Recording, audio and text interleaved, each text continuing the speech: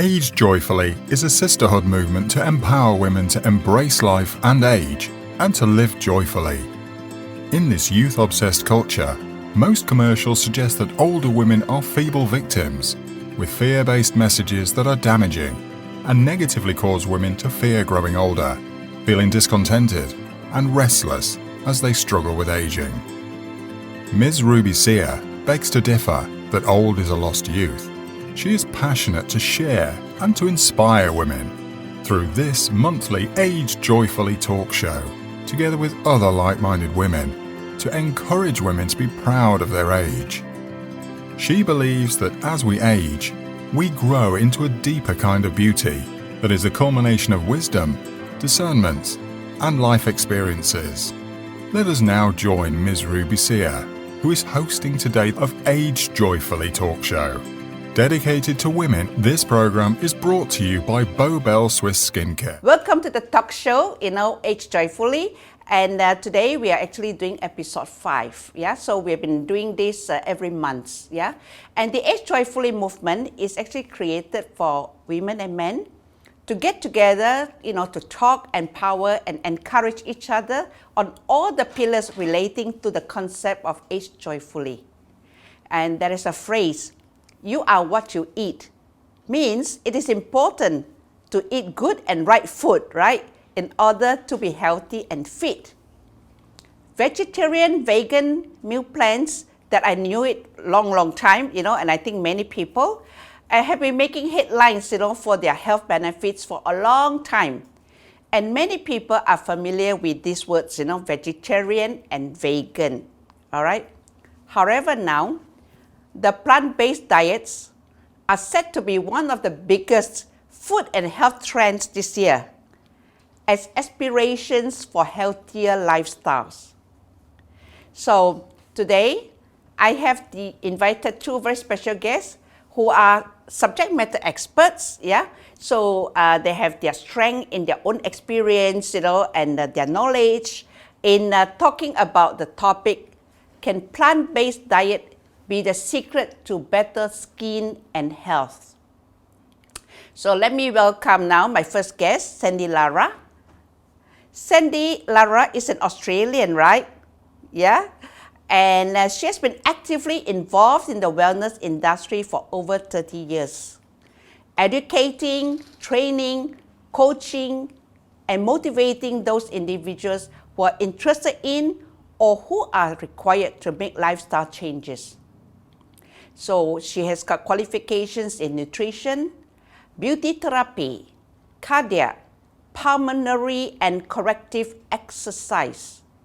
She also adopts raw, whole plant-based diet as a lifestyle since experiencing positive changes. Example like reduced aches and pains, faster recovery from training, and greater energy levels. So you can see how fit Sandy is. Because of all these positive lifestyle, habits that she has. All right. So then now my second guest is hailing from America. So Tim Pokowski, and is a co-founder of Plant-Based Health Alliance, PB Health, of which he started after a personal experience of adopting a plant-based diet together with a team of doctors, nutritionists, chefs, and fellow plant-based practitioners. And through this, he introduced the 7 to 14 days clean eating challenge in 2020, of which many Malaysians have experienced incredible health improvements, such as improved glucose level, sleep quality, skin condition, and increased energy levels, as well as reduced weight loss and bad cholesterol. And PB Health aspires and is dedicated to improve people's health by making it easier to transition to a plant-based diet for those who want and need to. Yeah? So welcome, Sandy and Tim.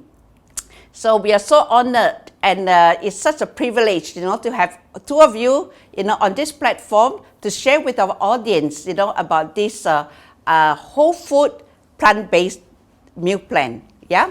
And is it good for skin and for health, right? So without further ado, I would like to direct the first question to Tim.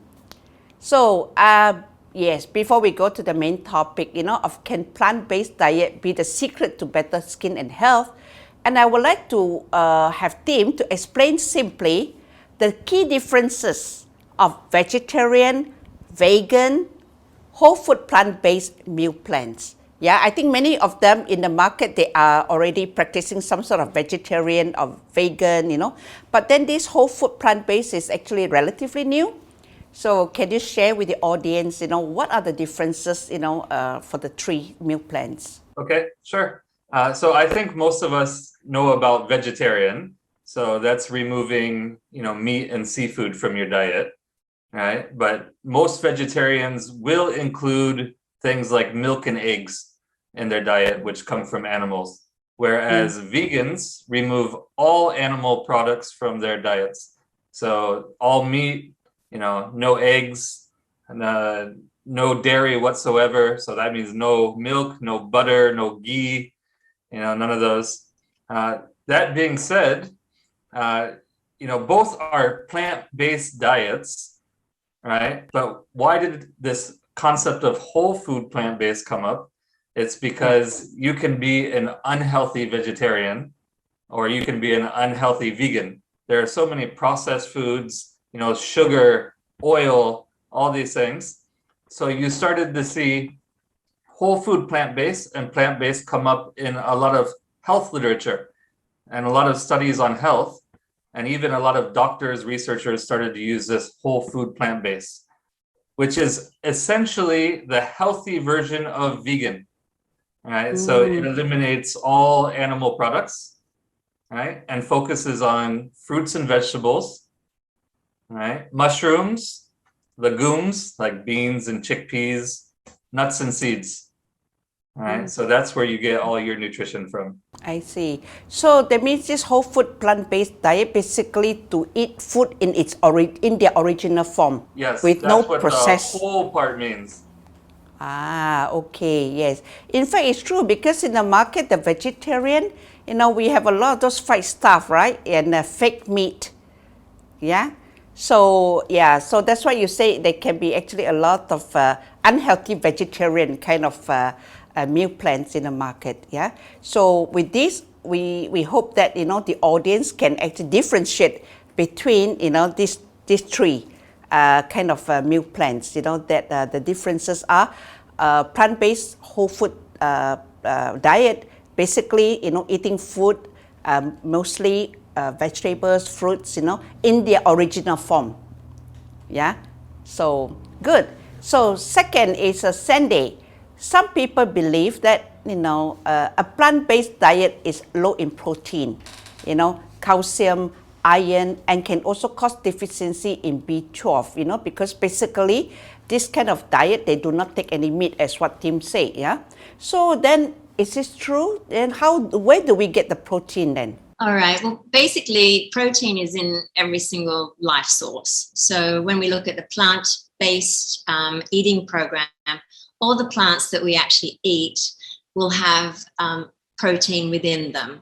So it's because a lot of people panic when they're eating, like meat comes from a cow. They think that, I'm not getting enough protein, because it's been fixed into our brains over so long that we need to have animal-based protein because it's so-called, it's essential and it has all the complete amino acids in it. Well, plants do too, but they just have different quantities. Now, one of the things that we have, one of the misconceptions also is that if you eat a diet that does not have much variety in it, you're going to miss out on things anyway. So generally, people who eat a variety of foods are going to have less problems with any type of deficiency, whether it be an iron deficiency, whether it's protein, whether it's calcium. But also, I think that with protein, it is a bit of a scary topic, because everyone at the moment, we're so fixated on these macronutrients, fat, sugar, carbohydrate, protein. It's like, where do you get your protein from? And of course, I work in lifestyle management. I train people. I turn people who've had heart attacks. I turn them around. So exercise is an integral part of rehabilitation, and I find that they do quite well. And I mean, I exercise nearly 7 days a week. Well, every day I do something. My whole family does. We're all plant-based. And we found that it does not inhibit you. But if I was to, for instance, just eat one or two food groups, then of course I would be at risk of not having enough protein in my diet, just like anybody else. So if I just ate like a juice diet, like a fruit juice diet, or if I went on a soup diet, or if I just ate one type of meat source, well, then I too would be lacking in my macronutrients and micronutrients as well. Yes. Okay, so what about Tim? Yeah, very well said, Sandy.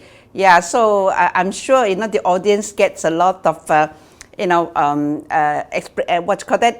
clearer meaning, of this fear, that, when we are eating too much of plant-based, we thought that, we are not getting enough of protein.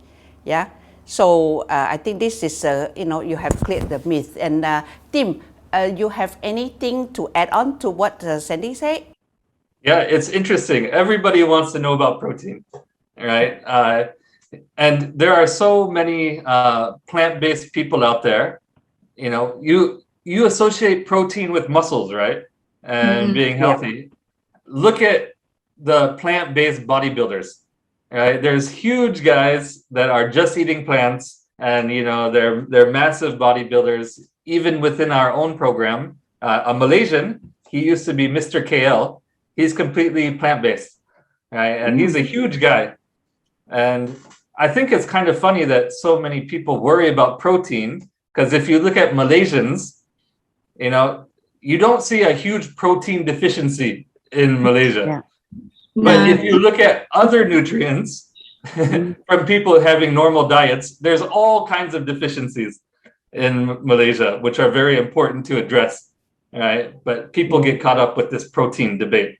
It's true. And in plant-based kind of diet, where, what kind of food that we can get B12?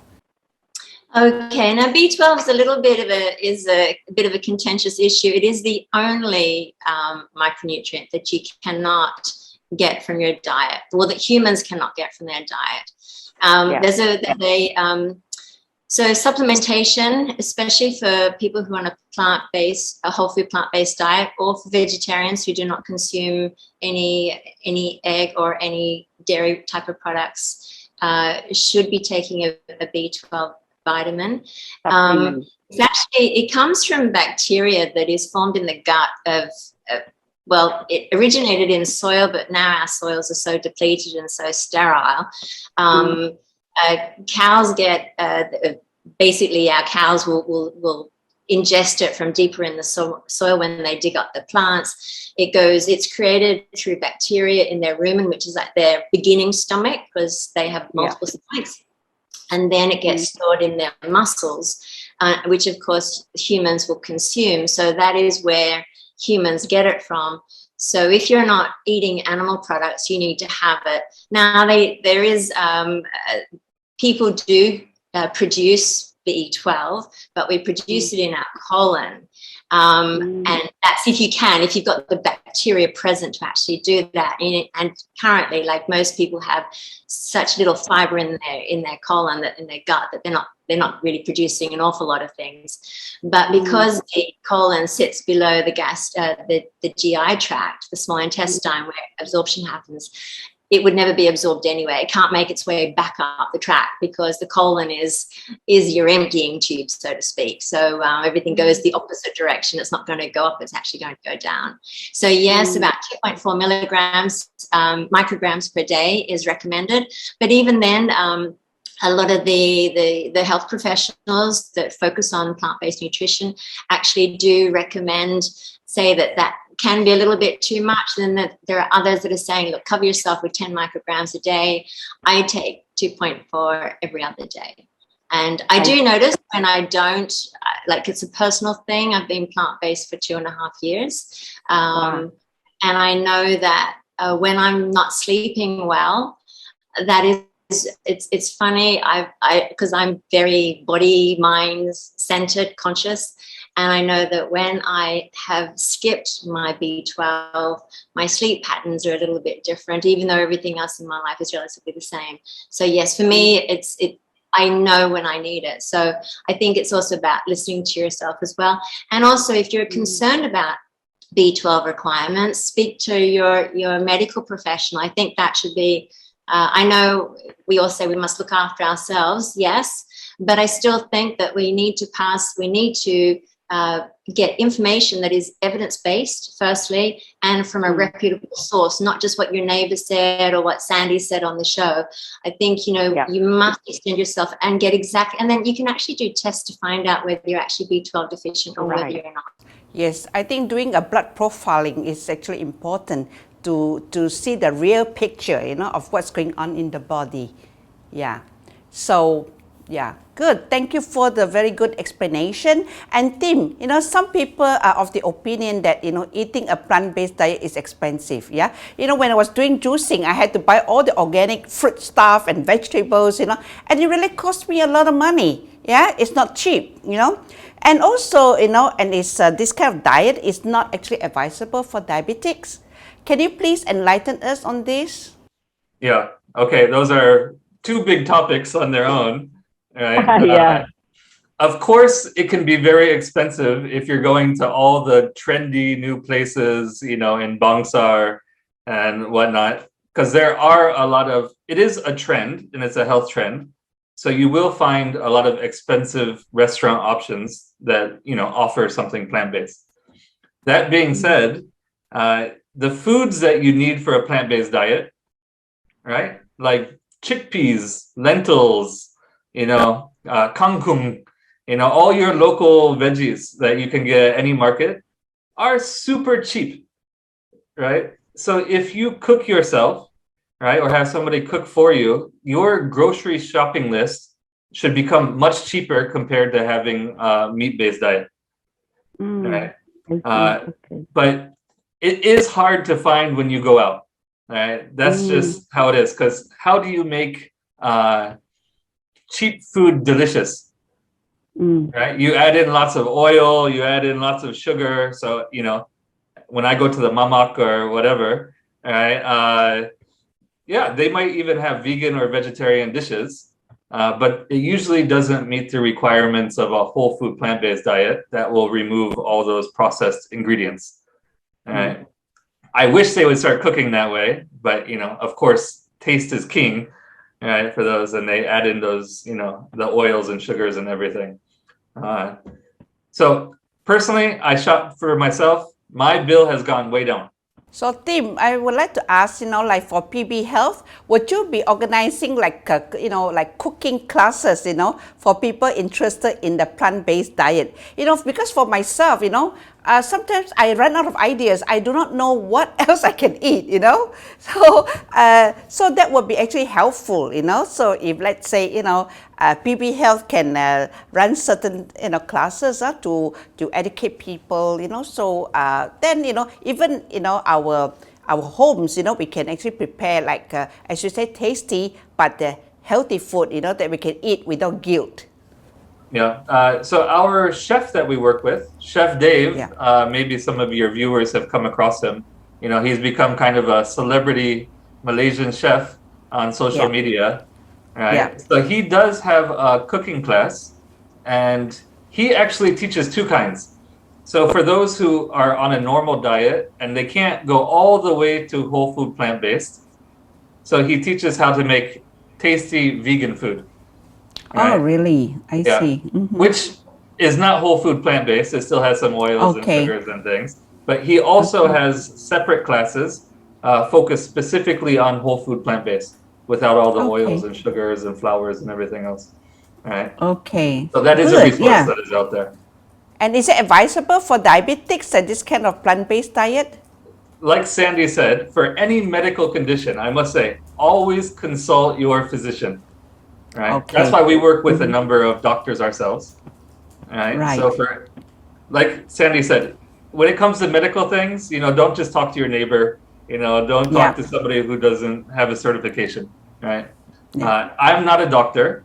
That being said, we've had many participants who are diabetic, right? And there's a lot of literature out there of people actually reversing or treating their diabetes with a plant-based diet, right? Yeah. So a couple resources, if your viewers are interested, there's a doctor in the US, his name is Dr. Neil Barnard, who's been advocating for a plant-based diet for a long time.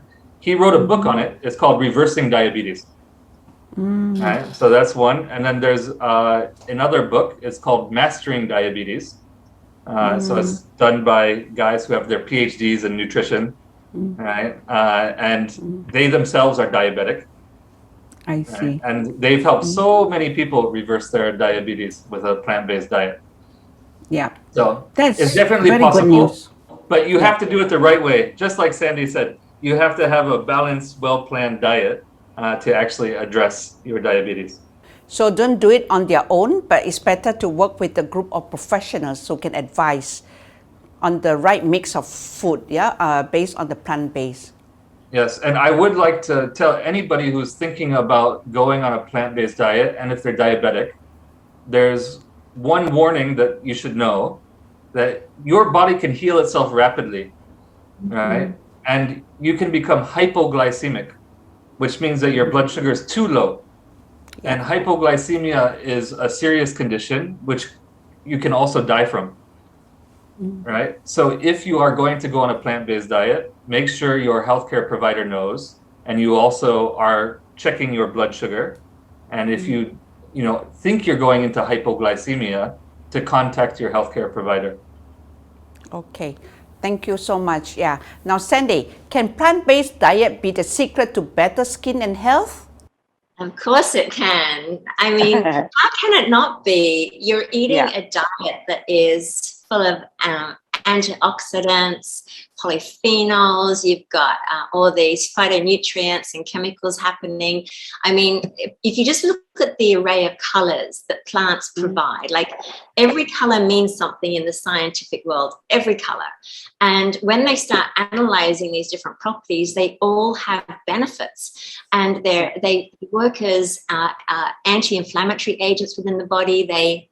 They help prevent these, what they call these advanced glycation end products, which are part of our what happens, like if you're around people who smoke or in polluted environments, we create them internally, but you get them from the type of foods that you have, even from the type, especially meat products, they contain these, especially when they're cooked. So even our cooking methods, you end up with these glycation end products. It's funny because they call it age, which is, they are these gerontoxins. They actually affect your aging process of your cells. So I think if you're eating, once again, it's a variety of foods. It's not just eating you go to the supermarket and you'll have an orange and an apple and a banana, and you might have a couple of berries, you might have a chiku and a mango. That's okay, but if you think about what you want to eat over a week, you'll want to get those whole grains in, which are really important. And that's not just like wholemeal flour, that's looking at barley and millet and quinoa, looking at we've got this amazing plethora of rices. Here in Malaysia, you get red rice, black rice, you get brown rice with different grains, and it's just, I've got a cupboard full of rice. I can't help myself when I haven't really been out shopping much. I order online now, but I have a cupboard of rice because I just love it. We have different type of grain, like even some of the pasta products nowadays are actually made with pulse, which is beans and lentils. Rather than being made with wheat, which is another good thing. The fruits, the veggies, you've got different types of lettuces, mushrooms. Mushrooms are beautiful vegetables. Well, they're actually not vegetables, they're fungi, but they hold this whole story. There's this amazing intellect that makes your cells better and stronger. And I think if you focus on variety, and there's a fellow who I really admire. He's a doctor, and his name is Dr. 𝐒𝐚𝐧𝐝𝐢𝐤𝐤𝐈, and he's from the US. He's a gastroenterologist, and he's one of my heroes because I've had gut problems in the past, and he just says that variety is the spice of life. And from research, they're showing that you need to have a minimum of 30 different plant-based products over a week period. Now, his sort of personal goal is like 60. Mine is too. So I'm just like, I just cook and I put more of this in, I put more of that in, spices and fresh herbs, dried herbs, everything. So you can actually really enhance your skin. Now, there's been a lot of studies done on this, and even recently there was one group of nearly 3,000 Dutch women, and they found that those eating meat had more wrinkles than those eating a whole food plant-based diet. So there's also we have in our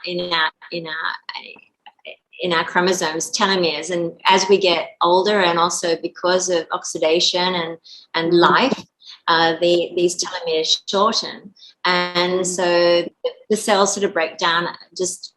They age faster, and they're showing that a plant-based diet actually lengthens telomeres. So you've got everything happening at a cellular level. It's not just something that's going through our gut and going out the other end. It's actually our gut, like our colon, is really exposed to huge variety of different types of bacteria, boosts our immune system, and everything else. I mean, you can't go wrong with it. I just wish I had done it. I wish I had gone plant-based a long time ago. That's all I can say. Because it's that good. It's better late than never, right? Exactly. And I think it helps you. It helps. This is from a personal point of view, and it's also it's not just anecdotal. It's actually in the literature. A lot of women do struggle with gastrointestinal problems. Men do too. But women do, and of course women, because of their monthly cycles and pregnancy and all different things, then you go through the change of life, and so women find it very difficult to eliminate, and it's a really important. People suffer from a lot of gas and bloating. So when you're eating a plant-based diet, all of those things happen, and I think that if a woman, especially, and this is anecdotal, that if you are happy on the inside, it actually reflects in your skin and how you feel. You're actually smiling for the day rather than going, oh, I feel really yuck. Right, yeah. So, Tim, you have anything to add? Yeah, I think a couple of things. So, number one, my personal journey. I've never been into nutrition. I was in like Sandy. I came across this a year and a half ago. I was fat, right? Like I was over 100 kilos. I was eating, fast food, hamburgers, pizza. I'm normal American. You will double your size now, right? You will double your size now? Yeah, so I lost 25 kilos. Okay. I lost 25 kilos in 6 months. And then I was taking medication for like heartburn and all kinds of issues. I haven't taken a pill since I went plant-based. And I feel great. Right? And my energy levels are through the roof. But this is just anecdotal evidence. You'll hear this from everybody, right? From all kinds of diets. Yeah. But one of the doctors that I followed, and Sandy was mentioning some research he did, Dr. Dean Ornish, he's also an American doctor. He treated Bill Clinton, my former president, for his heart disease with a plant-based diet. And he's the first doctor to show you can reverse heart disease with a plant-based diet. So he's the one that did this study on telomeres that show you, pretty much your aging and how long you're going to live, right? And there's a whole, article and book about it called the telomere effect. And he showed that on a plant-based diet, like Sandy said, your telomeres lengthen, which means that you're actually reversing your aging. Right? So you'll live longer, right? And that also has to do with skin health. So your skin can also be younger, right, by adopting a plant-based diet. So, this is all published in reputable academic journals. It's very evidence-based. So I think that's what people should look for. But it's good news for all of you who want to age, well. There's, definitely a lot of evidence that a plant-based diet can help. Very good. Yes. So, how I wish that, we could talk and talk, because there's so much to share, on this plant-based. I myself, I'm excited, So now even if you ask me to take an animal protein, my body sort of rejecting it. Yeah, after knowing there's so much of benefits, to the body. Yeah. So yeah, we are coming to the end of our show. So, do you have anything that you would like to, speak to the audience? Okay. So, we've talked about a whole food plant-based diet, which I passionately believe in. From everything I've read, everything I've experienced, we've helped hundreds of Malaysians improve their health by just trying it out for 2 weeks. Right? You'll be amazed at how much your health can improve in a short amount of time if you adopt a whole food plant-based diet. But I know there's a lot of skeptical people out there and thinking, well, I have to give up my favorite foods and my favorite meat. So it's also a good plan to incorporate more plant food into your existing diet. Even if you want to have, meats and other things, if you look at the healthiest diets in the world, if you Google it, you'll find rankings, right? And you'll find things like Mediterranean diet, DASH diet, Ornish diet, right? All of those diets are primarily focused on plants. Even if they do include meat, that will be the small amount, right? But 75 to 90% of calories or more are coming from plants. So for any of your audience out there, 95% of Malaysians are not getting enough fruits and veggies. That comes from your Ministry of Health. Right? So please increase your intake of fruits and veggies, no matter what you do. Your body will thank you for it. I have to agree with what Tim was saying. Include as many veggies as you can. And often that's a little bit difficult because people, you get sort of stuck in a little rut. And I know I did. I used to think that I ate incredibly well for so many years, but I would still gravitate to the same veggies and fruits in the supermarket or in the market. And I now walk in and there's just this, it's like going into a candy store, but it's good for you. So what you can do is you can even just, when you're starting, just take one meal a day if you want to. Breakfast is often easy, or you can be lunch or dinner, and you can just swap in something that's more plant-based, and then swap out like your cheese or your egg or your bacon or your chicken leg or something like that. Then you can increase that over time.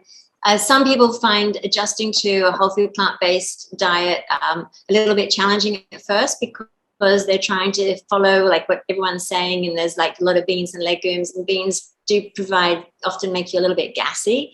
But as your digestive system, as the bacteria in your gut starts gobbling these up, because you've got to feed this bacteria because it's what makes you healthy, and lots of other processes, the microbiome. Once it establishes itself, well, then you don't have those things. So often it's just taking a little bit at a time. Give yourself a couple of days, and then by over a few months, you'll actually be able to consume a little bit more because you're having a whole lot more fiber. Fiber is so important.